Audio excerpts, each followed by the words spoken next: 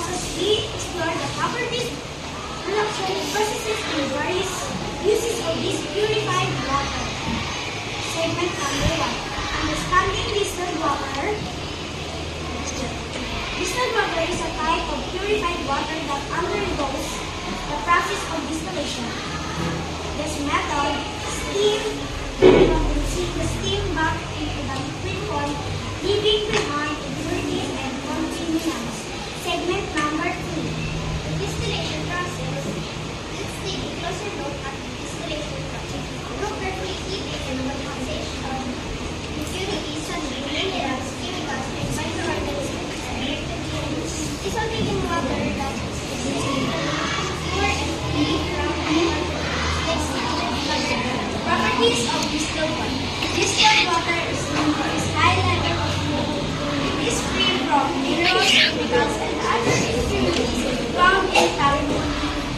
This makes it ideal for special application that requires pure water such as laboratories, medical facilities, and certain industrial processes. Next statement number 2. Uses of distilled water. Distilled water has a wide range of uses. In laboratories, it is used for conducting experiments that regard uncontaminated water and in medical facilities for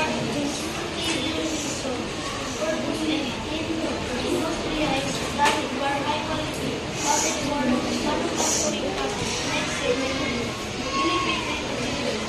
Where distilled water contributes certain application it is important to consider some distilled water materials that are naturally present in other types of water, though it may not provide the same general uses as other specific.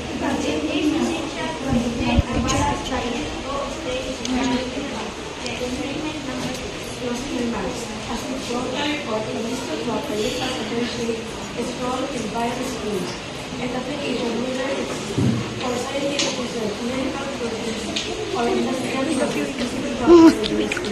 Hintay lang. Bala ka dito. Hindi ko yung picture. Thank you for joining us on this report on distilled water. Stay tuned for more information. Hindi po. Sige, pag-vlog ka mo. Thank you.